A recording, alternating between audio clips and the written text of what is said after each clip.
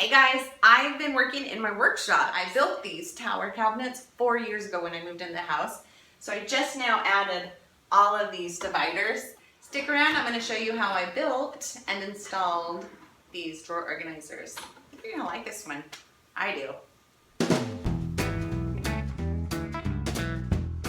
My cabinet opening is 15 inches tall, so I'm building my vertical drawers 14 inches tall to make sure I have plenty of clearance above and below each drawer. All of my drawers are custom built for exactly what I want to store in them, but they're all built basically the same with a back, two sides, and then shelves or dowels. And I'll show you all of the drawers later. Then they're installed into the cabinet with a regular pair of drawer slides. The first drawer slide will be installed onto the side of the cabinet. I had a face frame, so I had to block out the side of the cabinet, making it flush with the face frame.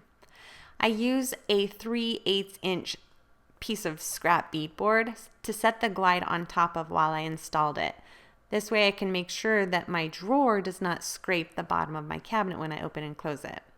And then I use that same spacer block to set on top of that first slide to create the exact same distance between the two slides when I install them in the cabinet and on the drawer.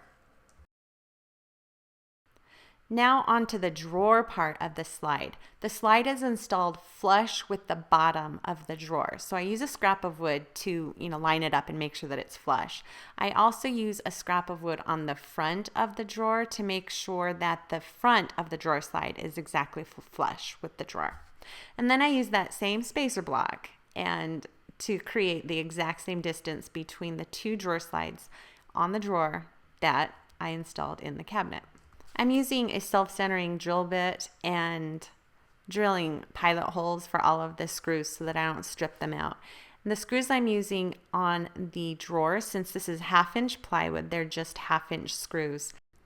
Inside the cabinet, they can be as long as your cabinet is thick. I use 3/4 inch plywood in my cabinet, so I can use pretty long screws. Then I'm going to go ahead and test this out and make sure that it works, and it does. So moving on to the next drawers. Now I have to install vertical cleats inside the cabinet so I had something to attach the drawer to. And there's not a whole lot of room to move around inside that little cubby. So I'm securing the pair of drawer slides to the pair of cleats and then securing that whole configuration inside the cabinet. And to make sure that I leave my 3/8 inch gap at the bottom of the drawer slide on the cleat, which is my cabinet part, I put a scrap of wood on the bottom of the cleat. So the cleats are sitting on top of a scrap of wood. And then I put that 3/8 inch scrap of wood on top of the other scrap of wood that is acting as my cabinet floor, butting the drawer glide up to that scrap and then securing it. It's a little bit difficult to do with just two hands, but it is doable. So then remove the little scraps of wood, and I've got a 3/8 inch space between my drawer slide and the bottom of the cleats. And then again, I use my spacer block to create the correct distance between the two drawer slides and get the second drawer slide installed. So I just did this over and over again until I had all of my dividers put together, and then it was time to put those into the cabinet. Before I install my dividers into the cabinet, though, I have to give myself some guidelines to follow so I can make sure that I get them installed square inside the cabinet. So according to my math, I cut a spacer and drew a line that marked the left side of the divider and then put down a false divider and marked the right side of that. Then I put the spacer block on the other side of the divider and marked that, and just kept doing that across the cabinet until I had all of them marked. Then I used a long T-square and extended those lines to the back of the cabinet so both divider legs would hit the mark. And then I started installing my dividers. I started on the right side so that I'd have a little more room to work with until I got to the very last one. I secured the bottom pocket screws and then the top, and I used my same spacer on the right side of the cabinet to hold my divider in place while I drove the pocket screws, and that worked really well. When it got down to the very last divider, I had hardly any room to work with, so I put on a shorter pocket hole screw bit and just got in there and got it done. And then after I finished building all of my drawers, I just slid them into place and they all worked beautifully.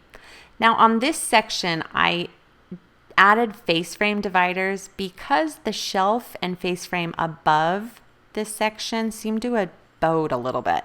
So I jacked it up using face frame pieces, and then I just sanded it smooth and painted, and all's well that ends well. And then I installed my face fronts and drawer pulls, and I have another video that gives you all of my tips for that. So look for that if you are interested. So I installed this section of 4 drawers and then built a whole nother section above it with 5 smaller drawers and another section below with 3 drawers, and they're all customized for what I want to store. So I've got all of my blade and bit cleaning supplies and then a little compartment in the front for the brushes so they don't fall down and get lost. I have one drawer right here that has a whole bunch of caulk in it, and I can kind of mix it up and change things around when I need to. Currently, I have 2 drawers that are full of spray paint. This one has a shelf on the top with a little lip on it so I can store cans of stain like I have in this drawer, but I've still got plenty of room in here, so I don't currently need any more storage space. But room to grow is always a good thing. And then this section right here is all of my fasteners, and Spax is a Sawdust Girl sponsor. So I've got a lot of Spax screws, and I've got them all organized so I can find exactly what I want when I want it. This bottom section has wider drawers, and I have sandpaper in one, all my wood glue and wood putty, spreading tools, and tape on the top. And this is just a piece of wood cut at a 45-degree angle that I put on the front and back of this top shelf so that the rolls of tape don't roll off. And this last drawer is all of my pneumatic nails. And a lot of my boxes were just falling apart, so I created little boxes out of 1/4-inch MDF and spray painted the front of them with chalkboard paint so that I could label the nail sizes so I know exactly what is where.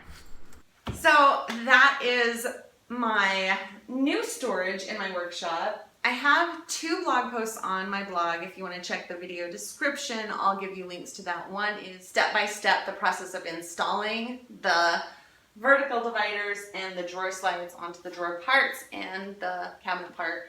Another blog post showing how to build the drawers and more details on each section and each drawer that I built.